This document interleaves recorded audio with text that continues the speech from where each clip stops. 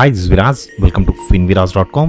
Portfolio ఒక అద్భుతమైన అబద్ధం. దీని గురించి క్లియర్గా ఎక్స్ప్లెయిన్ చేస్తానండి. అసలు చాలా మంది పోర్ట్ఫోలియో గురించి చాలా రకాల అపోహలు, చాలా రకాల భయాలు, అసలు ఎంత టెన్షన్ పడుతున్నారంటే ఇలా ఉంటుందా, అసలు దీన్ని మనం ఎలా అర్థం చేసుకోవాలి? చాలా మందికి ఉన్న భయాలు ఏంటంటే, సార్ టెక్నికల్ పరంగా చూసుకుంటూ మేము ఇన్వెస్ట్మెంట్స్ చేసుకుంటే అసలు లాస్ అనేదే ఉండదు కదా, సో లాంగ్ టర్మ్ అంటే కేవలం లాస్ వచ్చినా ప్రాఫిట్ వచ్చినా అలా పెట్టి ఉంచేయడమేనా, ఇంకా అసలు ఎప్పటికీ దాంట్లోంచి ఎగ్జిట్ అవ్వమా మనం?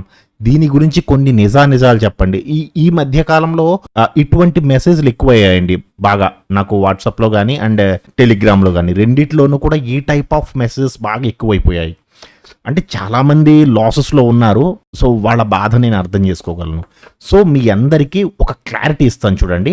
మీకు ఈ దెబ్బతో చాలా వరకు క్లారిటీ వచ్చేస్తుందండి. అసలు మీరు చేస్తున్నది ఏంటి, ఇన్వెస్ట్మెంట్స్లో ఎన్ని టైప్స్ ఆఫ్ ఇన్వెస్ట్మెంట్స్ ఉంటాయి, అదేంటి ఇన్వెస్ట్మెంట్స్లో లాంగ్ టర్మ్ షార్ట్ టర్మ్ రెండే ఉంటాయి, ఆ మాత్రం మాకు తెలియదా అని మీరు అనుకోవసరం లేదు. ఎందుకంటే లాంగ్ టర్మ్ ఇన్వెస్ట్మెంట్స్లో కూడా 2 టైప్స్ ఉంటాయండి. ఒకటి మార్కెట్ని టైం చేసే ఇన్వెస్ట్మెంట్, మార్కెట్ని టైం చేయకుండా చేసే ఇన్వెస్ట్మెంట్స్. అంటే అర్థం కాలేదు కదా, చెప్తాను చూడండి. ఎలా అంటే, ఫస్ట్ ఆఫ్ ఆల్ ఒక పర్సన్ ఒక ఇన్వెస్ట్మెంట్ చేశాడు. సో తను చేసిన ఇన్వెస్ట్మెంట్ దగ్గర నుంచి ఒక పర్సన్ ఇన్వెస్ట్మెంట్ చేశాడు.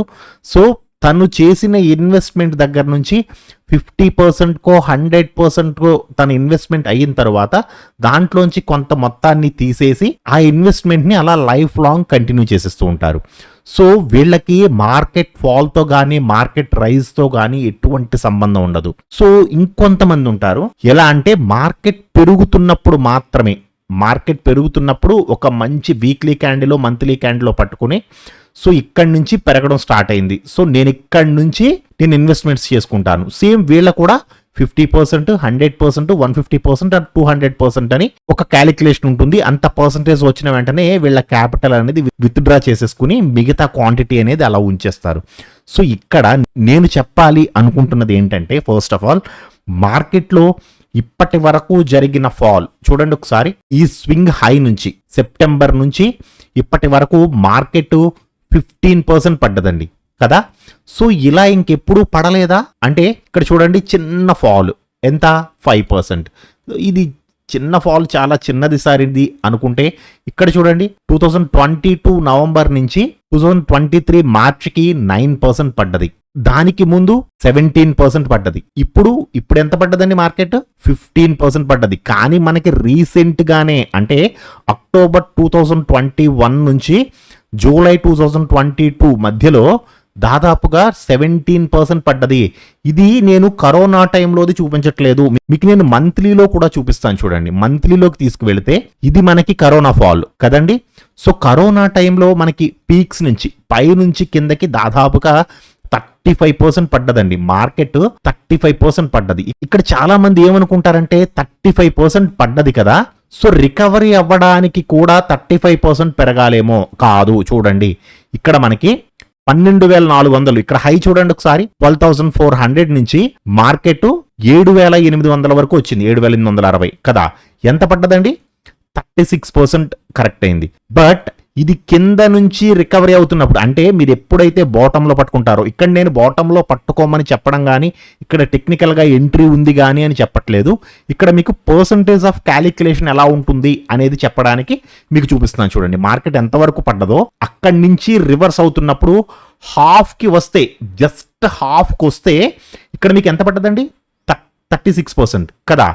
సో జస్ట్ హాఫ్కి వస్తేనే, హాఫ్కి పెరిగితేనే ఆల్రెడీ 28% పెరిగిపోయింది. అంటే కొద్దిగా పైకి వేసుకున్నా దాదాపుగా 32%. అంటే లేదండి ఇక్కడి నుంచి ఎంత పడ్డదో అంతవరకు మనం తీసుకెళ్ళిపోదాము అనుకుంటే చూడండి 57% పెరిగింది. అంటే పడేటప్పుడు 36% ఫాల్ అయితే, పెరిగేటప్పుడు సేమ్ అదే జోన్కి, మనం ఏ జోన్ నుంచి అయితే ఫాల్ క్యాలిక్యులేట్ చేసుకున్నామో అదే జోన్కి పెరిగినప్పుడు మనకి 57% పెరిగింది. అంటే మీ పోర్ట్ఫోలియో ఇక్కడ పడుతున్నప్పుడు 36% లాసెస్ ఏవైతే చూపిస్తుందో, పెరుగుతున్నప్పుడు 57% ప్రాఫిట్స్ కూడా చూపిస్తుంది. సరే ఇది నిఫ్టీలో చూపిస్తున్నారు, స్టాక్స్ లో చూపించండి అన్నారు అనుకోండి, మీకు నేను ఇంకా చాలా ఎక్స్ప్లెయిన్ చేయాలండి. కంగారుపడి వీడియోలోంచి బయటకు వెళ్ళిపోవద్దు, ఇంకా చాలా ఎక్స్ప్లెయిన్ చేస్తాను. ఇక్కడ చూడండి ఒకసారి, ఇదే కదా కరోనా ఫాల్ కదండి. సో కరోనా ఫాల్ ఇన్ఫోసిస్ ఇక్కడ నుంచి ఈ పీక్ నుంచి 806 రూపాయల నుంచి దాదాపుగా 34%, 524కు వచ్చిందండి. ఇక్కడ 34% ఫాల్ అయింది. సేమ్ అదే ఇక్కడ మీరు బై చేసి సేమ్ ఎక్కడైతే మార్కెట్ ఫాల్ స్టార్ట్ అయిందో అంతవరకు హోల్డ్ చేసినా సరే ఇక్కడ 34% మైనస్ లో ఉన్న మీ పోర్ట్ఫోలియో అనేది ఇక్కడ మీకు 53%, అంటే పోయేటప్పుడు మీకు 34% పోతుంది. బట్ అదే టైంలో మీరు ఇన్వెస్ట్మెంట్ చేసినా లేదా మీ ఇన్వెస్ట్మెంట్స్ ని కదపకుండా అలాగే ఉంచేసిన 53% ROI. మీకు ఇందాక చెప్పాను కదండి 2 టైప్స్ ఆఫ్ ఇన్వెస్టర్స్ ఉంటారండి అని. మార్కెట్ ని టైం చేసేవాళ్ళు, అంటే మార్కెట్ ఇక్కడ నుంచి కరెక్ట్ అవుతుంది, నేను ఇప్పుడు ఎటువంటి ఇన్వెస్ట్మెంట్స్ చేయను, నేను ఇక్కడ ఇన్వెస్ట్మెంట్స్ చేశానా, పైకి వచ్చిందా, ఇక్కడ నాకు ఒక సిగ్నల్ ఇచ్చింది, as per my technical setup ప్రకారం ఇక్కడ నాకు ఒక ఇండికేషన్ ఇచ్చింది మార్కెట్ కిందకి రావడానికి అవకాశం ఉందని, సో నేను ఇక్కడ నుంచి ఇక్కడ తీసేస్తాను. తీసేసి మళ్ళీ ఎప్పుడు మార్కెట్లో రీఎంటర్ అవుతాను, మళ్ళీ టెక్నికల్గా ఎంట్రీ ఇచ్చినప్పుడు మాత్రమే ఎంట్రీ అవుతాను. వీళ్ళు 100లో అంటే 100 మంది ఇన్వెస్టర్స్లో కేవలం 2 లేదా 3 మాత్రమే ఇలా మార్కెట్ని టైం చేయగలిగే వాళ్ళు ఉంటారు. ఎందుకంటే దీనికి హై లెవెల్ ఎక్స్పీరియన్స్ అవసరం అవుతుందండి. చాలా high level experience and high level technical knowledge కూడా ఉండాలి. అండ్ ఏ స్టాక్స్లో ఎంట్రీస్ ఉన్నాయి ఐడెంటిఫై చేసుకోగలగాలి. మార్కెట్లో మీరు దిట్ట అయి ఉండాలి. ఒకవేళ ఇన్ కేసు టెక్నికల్గా ఎంట్రీ ఇచ్చినా కానీ ఫండమెంటల్గా ఆ కంపెనీ స్ట్రాంగ్గా ఉందా లేదా, మేనేజ్మెంట్ ఏంటి, వాట్ ఈజ్ వాట్ అనేది టెక్నికల్స్ ఫండమెంటల్స్ రెండు వెరిఫై చేసుకుని అందులో పెట్టగలగాలి, అందులో పెట్టుబడి పెట్టగలగాలి. సో అది అందరికీ సాధ్యం కాదు.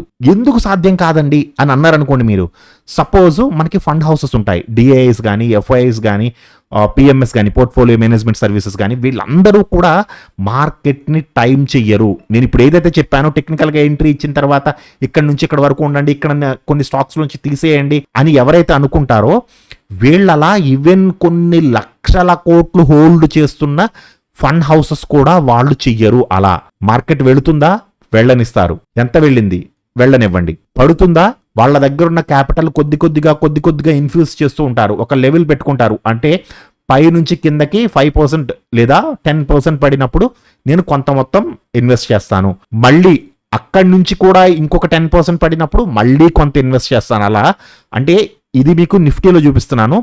స్టాక్స్లో వాళ్ళు అలా అనుకుంటారండి. ఇక్కడ నుంచి ఒక కంపెనీలో సపోజ్ ఒక ఏబిసి అనే కంపెనీలో వాళ్ళు ఎంట్రీ తీసుకున్నారు. సో ఇది వెళ్ళింది, చాలా మంచి రిటర్న్స్ ఇచ్చింది. సో అక్కడి నుంచి మళ్ళీ రివర్స్ అవ్వడం స్టార్ట్ అయింది. ఇక్కడ వీళ్ళు కొంత ప్రాఫిట్ కూడా బుక్ చేసుకుంటారు. ఆ విషయం మీకు తెలియదు. యాక్చువల్గా ఈ ₹2 ఇప్పుడు సపోజ్ రాకేష్ జుంజున్వాలా ఉన్నారండి, ఆయన టైటాన్ ₹2 కొన్నారు అని మీరు చాలా వీడియోస్ లో చూసుంటారు, ఎక్కడెక్కడో ఆర్టికల్స్ చదువుంటారు, చాలా రకాలు చేసుంటారు కదా. సో అప్పటి నుంచి ఇప్పటికీ స్టిల్ ఇంకా రాకేష్ జుంజున్వాలా టైటాన్ హోల్డ్ చేస్తున్నారు. ఆయన ₹2 కొన్నదే ఉంచేసారా? లేదుగా. ఆయన ఎప్పుడైతే ఈ ₹2 స్టాక్ ₹20 వెళ్ళిందో మళ్ళీ యావరేజ్ చేసుకున్నాడు ₹20 దగ్గర. అక్కడి నుంచి మళ్ళీ ₹50 దగ్గర యావరేజ్ చేసుకుని ఉంటారు, మళ్ళీ ₹100 దగ్గర, మళ్ళీ 200 దగ్గర. ఆయన అలా యావరేజ్ చేసుకుంటూ వెళ్ళి ఎప్పుడైతే ఇక్కడ పీక్ స్టేజ్ ఉంది అనుకుంటారో, మీకు అది కూడా చూపిస్తాను, పీక్ స్టేజ్ ఏంటి అనేది కూడా చూపిస్తాను, don't worry about it. So peak stage ఉంది అనుకుంటారో అక్కడ కొంత ప్రాఫిట్ ని బుక్ చేసుకుని లీవ్ చేస్తారు. సో మార్కెట్ కొద్దిగా కిందకు వచ్చిందా మళ్ళీ యావరేజ్ చేసుకుంటారు, మళ్ళీ పైకి వెళ్ళింది, సో ఇక్కడ మళ్ళీ కొద్దిగా ప్రాఫిట్ బుక్ చేసుకుంటారు, మళ్ళీ కిందకు వచ్చిందా మళ్ళీ యావరేజ్, మళ్ళీ పైకి వెళ్ళింది, ఇక్కడ కొద్దిగా ప్రాఫిట్ బుక్ చేసుకుంటారు, మళ్ళీ కిందకు వస్తుంది, మళ్ళీ యావరేజ్ చేసుకుంటారు. సో మార్కెట్లో ఎఫ్ఐఎస్ కానీ డిఐఎస్ కానీ చేసేది కూడా ఇదేనండి. వాళ్ళు మార్కెట్ని టైం చెయ్యరు. అంటే మార్కెట్ ఇక్కడ బేరిష్గా ఉంది, మేము ఎగ్జిట్ అయిపోతాము, మార్కెట్ మళ్ళీ బుల్లిష్గా వెళ్ళిన తర్వాత మేము మొత్తం పొజిషన్స్ తీసుకుంటాము అంటే వాళ్ళతో అవ్వదు. ఎందుకు అంటే వాళ్ళ దగ్గర కొన్ని లక్షల కోట్ల టర్న్ ఓవర్ ఉంటుందండి. సో అంత ఈజీగా బయటికి ఇన్ను అవుట్ చేయడం కుదరదు. అన్ని లక్షల కోట్లు వాళ్ళు ఎగ్జిట్ అయిపోతే ఏంటండి పరిస్థితి? ఇప్పుడు ఎఫ్ఐఎస్ చూడండి, చాలా స్టాక్స్ లోంచి బయటకు వచ్చేస్తున్నారు. సో స్టాక్స్ విపరీతంగా పడుతున్నాయి కదా. ఫర్ ఎగ్జాంపుల్ టాటా మోటార్స్ చూడండి, టాటా మోటార్స్ కంటిన్యూస్ గా పడుతుంది. ఎక్కడి నుంచి అండి? దాదాపుగా ఈ హై ఇది కూడా కాదు, ఇంకా హై ఉందండి దీనికి ఇక్కడ నుంచి. సో హై నుంచి ఇక్కడికి దాదాపుగా 46% ఫాల్ అయిందండి, 46%. సో మళ్ళీ ఇక్కడ నుంచి చూడండి, ఇక్కడ నుంచి ఎక్కడికి వెళితే 46% వచ్చేస్తుంది ఇంతవరకు. అంటే ఇక్కడ నుంచి దాదాపుగా హాఫ్కి వెళ్తే సరిపోతుంది, హాఫ్కి వెళ్తే 46% వచ్చేస్తుంది. పూర్తిగా ఇక్కడ వరకు వెళితేనే 46% ROI వస్తుందని కాదండి. హాఫ్కి వెళ్ళినా సరే ఈ లాసెస్ అనేవి రికవరీ అయిపోతాయి. ఇక్కడ ఎవరైతే యావరేజ్ చేసుకుంటారో లేదా ఇక్కడ ఎవరైతే కొత్తగా ఎంట్రీ తీసుకుంటారో వాళ్ళకి. బట్ నేను చెప్పేది ఏంటి, మార్కెట్ని టైం చెయ్యగలిగే కెపాసిటీ, అంటే మార్కెట్లో టెక్నికల్గా ఈచ్ అండ్ ఎవ్రీథింగ్ తెలిసిన వాళ్ళు మాత్రమే అటువంటి డేరింగ్ డెసిషన్స్ తీసుకుంటారు. మార్కెట్ ఈజ్ సుప్రీం అండి. సో మార్కెట్లో నేను మార్కెట్ని ప్రతిదీ ప్రిడిక్ట్ చేయగలను లేదా మార్కెట్లో నాకు ప్రతి మూమెంట్ తెలుస్తుంది అనుకున్న వాళ్ళు మార్కెట్లో ఎక్కువ రోజులు సస్టైన్ అవ్వలేరు. యాక్చువల్గా మార్కెట్ మూమెంట్ అన్ప్రిడిక్టబుల్ అండి. నిజంగా అసలు ఎలా మూవ్ అవుతుంది అనేది ఎవ్వరికి తెలియదు. యాజ్ పర్ ద టెక్నికల్స్ ప్రకారం ఎంట్రీ ఉందా తీసుకుంటాం, ఈవెన్ స్టాప్ లాస్ కొట్టేస్తాయి. ఫర్ ఎగ్జాంపుల్ ఇక్కడ చూడండి, ఇక్కడ ఎంట్రీ ఉంది అండ్ ఇక్కడ కూడా ఎంట్రీ ఉంది. ఈ వీక్ లో ఎంట్రీ తీసుకున్న వాళ్ళు టాటా మోటార్స్ లో ఈ వీక్ లో ఎంట్రీ తీసుకున్న వాళ్ళు దాదాపుగా 15% ROI వచ్చింది. లేదు నేను 50% వస్తే తప్ప తీయను, ఇక్కడికి వెళితే తప్ప నేను తీయను అని నేను కూర్చున్నాను అనుకోండి. ఫర్ ఎగ్జాంపుల్ నేను ఈ వీక్ లో జూన్ 2024 ఈ వీక్ లో నేను ఎంట్రీ తీసుకున్నా, 50% వస్తే కొంత క్వాంటిటీ బయటకు వద్దాము అన్నట్లుగా నేను వెయిట్ చేశా. బట్ ఇదేం చేసింది, ఈ క్యాండిల్లో రివర్స్ అయిపోయింది. ఇక్కడ అన్ని రకాలుగాను టెక్నికల్ గా నేను రివర్స్ అయిపోతున్నాను అని చెప్పింది. సో ఇక్కడ ఫండ్ హౌసెస్ వాళ్ళు ఇక్కడ తీసుకోరండి, వాళ్ళు ఎక్కడో కిందే తీసుకుని ఉంటారు. బట్ ఇన్ కేస్ వీళ్ళు కొత్త పొజిషన్స్ ఇక్కడ తీసుకున్నా సరే మార్కెట్ ఇక్కడ నాకొక్కడికే కాదు కదా, టాటా మోటార్స్ నాకు ఒక్కడికే రివర్స్ అయిందా, ఇక్కడ ఫండ్ హౌసెస్ కూడా ఇక్కడే రివర్స్ అవుతుంది. బట్ నేనేం చేస్తాను, నాది చిన్న క్యాపిటల్, నాది 10 crore. సో నేనేం చేస్తాను, నేను ఇందులోంచి బయటకు వచ్చేస్తాను, ఈ స్టాక్ లోంచి నేను బయటకు వచ్చేసి మళ్ళీ బుల్లిష్ గా మారిన తర్వాత ఇన్వెస్ట్ చేద్దాము అని నేను వెయిట్ చేస్తాను.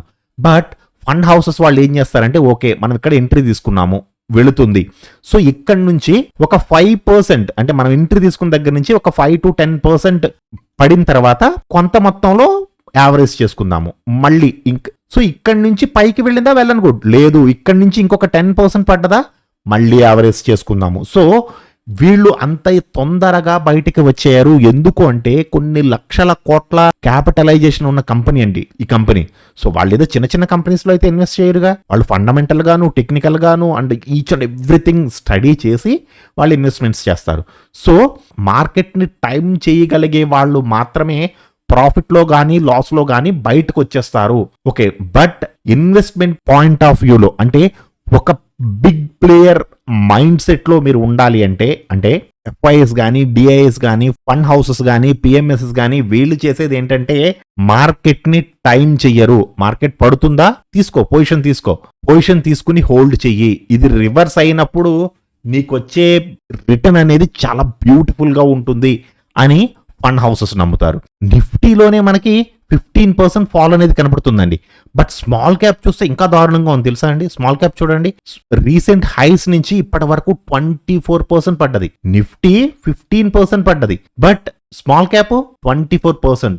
సో స్మాల్ క్యాప్ 24% పడ్డది అంటే దీంట్లో అర్థం ఏంటి, స్మాల్ క్యాప్ నిఫ్టీలో ఉన్న 250 స్టాక్స్, నేను తీసుకున్నది స్మాల్ క్యాప్ 250 అండి, కొంతమంది స్మాల్ క్యాప్ 100 కూడా తీసుకుంటారు, ఇది స్మాల్ క్యాప్ 250 ఇండెక్స్ ఇది. సో స్మాల్ క్యాప్ లో ఉన్న 250 స్టాక్స్ ఎంత దారుణంగా ఫాలో అయితే దానికి సంబంధించిన ఇండెక్స్ అనేది 24% ఫాలో అయి ఉంటుంది. సో ఇందులో ఉన్న వాళ్ళు ఈ 250 స్టాక్స్ లో ఎంట్రీ తీసుకున్న వాళ్ళందరూ ఎగ్జిట్ అయిపోతారా?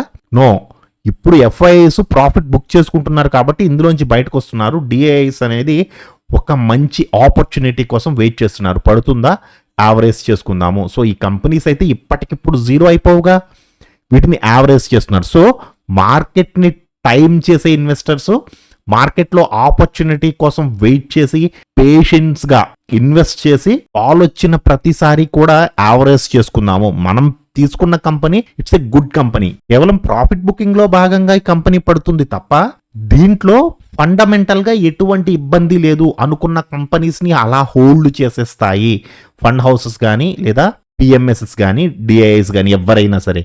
మీరు ఏ కేటగిరీలో ఉంటారు? 100లో 2 లేదా 3 చేసేటువంటి ఈ మార్కెట్ ని టైం చేయగలిగే కేటగిరీలో ఉంటారా? మిగతా 97% కేటగిరీలో ఉండగలుగుతారా అనేది మీ చాయిస్. ఎందుకు అంటే ఈ ఇద్దరు లేదా ముగ్గురు ఉండే కేటగిరీలో ఉండాలి అంటే మార్కెట్లో చాలా హై లెవెల్ నాలెడ్జ్ ఉండాలి, టెక్నికల్ నాలెడ్జ్ ఉండాలి, ఫండమెంటల్ నాలెడ్జ్ ఉండాలి, అండ్ ఎప్పటికప్పుడు మార్కెట్ని ట్రాక్ చేస్తూ ఉండాలి. ఎప్పుడు ఎంట్రీ ఇచ్చింది, ఇక్కడి నుంచి ఎంత పొటెన్షియాలిటీ ఉన్నది, ఈచ్ అండ్ ఎవ్రీథింగ్ మీరు తెలుసుకోగలిగినప్పుడే ఈ కేటగిరీలో ఉంటారు. వీళ్ళు కూడా ఉన్నారండి, లేకుండా లేరు. వీళ్ళు హ్యాపీగా మార్కెట్ రైజ్లో ఉందా, బుల్లిష్గా స్టార్ట్ అయినప్పుడు మాత్రమే తీసుకుంటారు. సపోజ్ ఫర్ ఎగ్జాంపుల్ ఇక్కడ నేను మీకు కొన్ని స్టాక్స్ చూపిస్తాను చూడండి. హ్యావెల్స్ ఉందండి, హ్యావెల్స్ ఇక్కడ మనకి ఎంట్రీ ఇచ్చింది. సో ఇక్కడ నుంచి మీకు ఇందాక చెప్పాను కదా ఎంతెంత పర్సంటేజ్లో బయటకు వస్తారు అని. ఇక్కడ 50%, నాకు ఇక్కడ 50% చాలు యాక్చువల్గా. సో 50% వచ్చిన వెంటనే నేను వితిన్ 6 monthsలో నాకు 50 to 60% వచ్చింది. సో ఇక్కడ నుంచి నేను బయటకు వస్తాను, ఈ స్టాక్లోంచి నేను కొంత మొత్తం తీసేస్తాను. మళ్ళీ కిందకు వచ్చింది కదా, మళ్ళీ కిందకు వచ్చి ఎప్పుడైతే ఈఎంఐని టచ్ చేస్తుందో ఇక్కడ మళ్ళీ నేను యావరేజ్ చేసుకుంటా. సో మళ్ళీ ఇక్కడ నుంచి నా ప్రైస్ ఇంకొక 50% వచ్చిందా okay, otherwise I will hold it.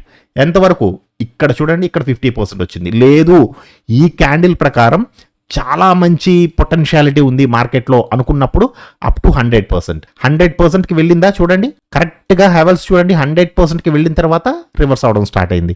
ఇలా మీకు నేను నెంబర్ ఆఫ్ స్టాక్స్ చూపించగలనండి. ఎల్ఎన్టీ చూడండి, ఇక్కడ ఎంట్రీ ఇచ్చిందా, ఇది మంత్లీ టైం ఫ్రేమ్ అండి. ఇక్కడ మంత్లీ టైం ఫ్రేమ్లో ఇక్కడ ఎంట్రీ ఇచ్చిందా.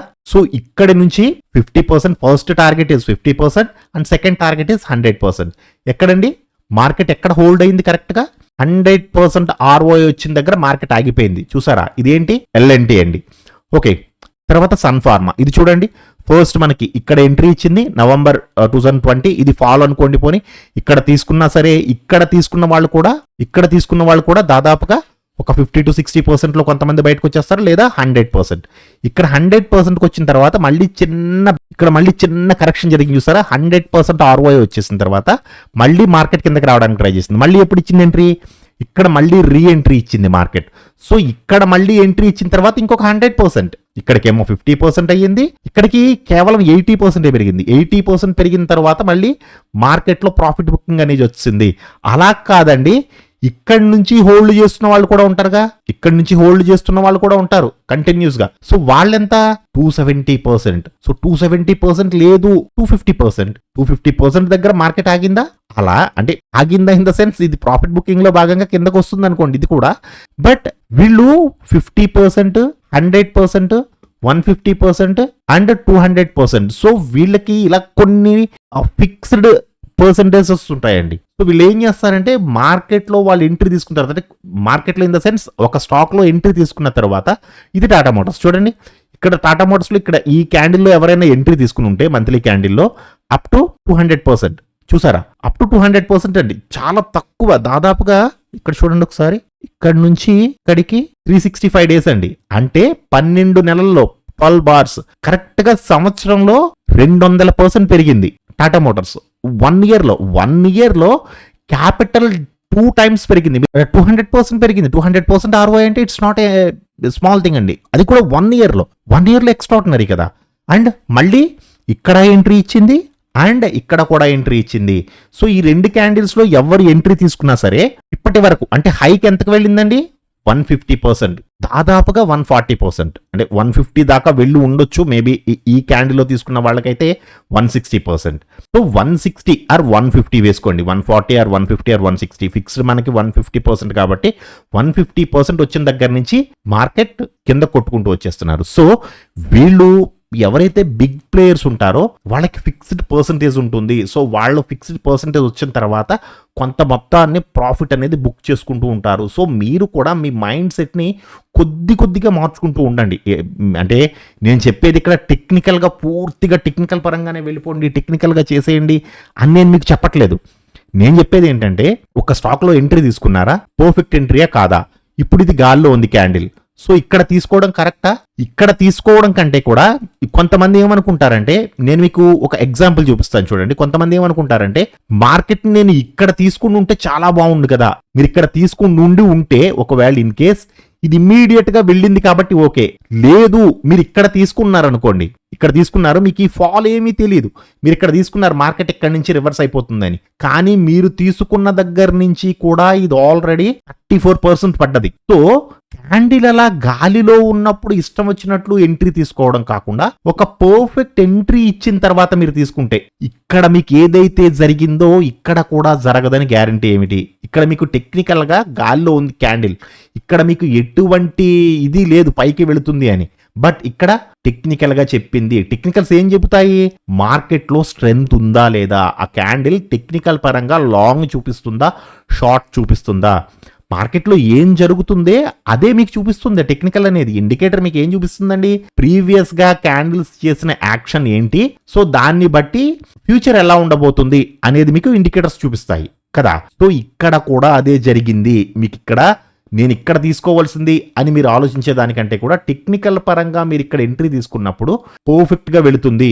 అదే మీరు ఇక్కడ తీసుకున్నది మీరు ఒక 34% లాస్లో మెయింటైన్ చేసి మళ్ళీ పైకి వెళ్ళి మళ్ళీ కిందకు వచ్చి దాదాపుగా ఇక్కడ మీరు ఒక 20 నెలల పాటు, ఇది మంత్లీ చార్ట్, 20 నుంచి 30 నెలల పాటు మీరు స్ట్రగుల్ అనుభవించడం కంటే కూడా వెళుతుందని నమ్మకం లేదుగా ఇక్కడ.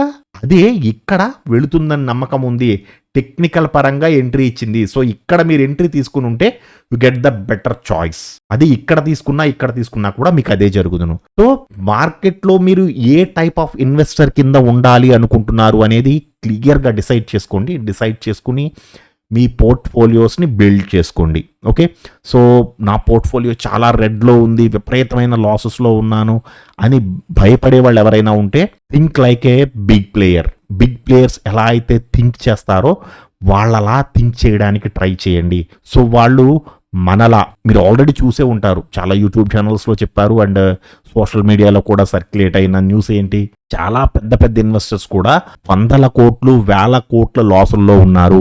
ఈవెన్ రాకేష్ జుంజున్వాలా గారి రేర్ ఎంటర్ప్రైజెస్ కానీ, రాధాకృష్ణ రమాని గారు కానీ, విజయ్ కేడియా కానీ, పురంజి విలియాత్ కానీ, చాలా పెద్ద పెద్ద ఇన్వెస్టర్స్ కూడా కొన్ని 100,000 కోట్ల లాసెస్లో ఉన్నారండి. వాళ్ళకి తెలీదా ఇలా టెక్నికల్గా ఇక్కడ ఎంట్రీ తీసుకుని ఇక్కడ బయటకు వచ్చేయాలి, ఇక్కడ లాంగ్ చూపించింది, ఇక్కడ షార్ట్ చూపించింది, ఇక్కడ బయటకు వచ్చేద్దామని వాళ్ళకి తెలీదా? ఇక్కడ కూర్చున్న నేనే చెబుతున్నానంటే వాళ్ళకి ఇంకెంత నాలెడ్జ్ ఉంటుంది, వాళ్ళు కూడా తీయగలరు కదా, వాళ్ళు కూడా బయటకు వచ్చేయగలరు కదా.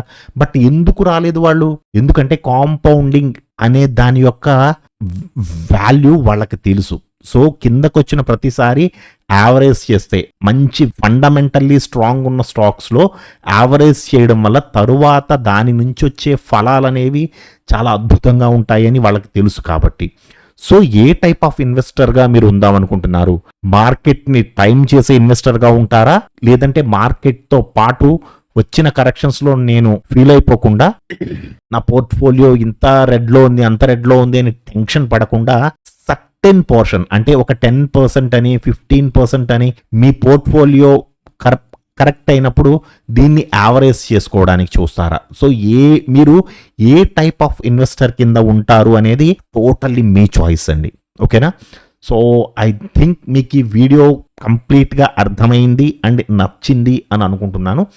సో మీ వాల్యుబుల్ కామెంట్స్ అనేవి తప్పకుండా కామెంట్ సెక్షన్లో చెప్పండి. ఓకేనండి? Thank you so much.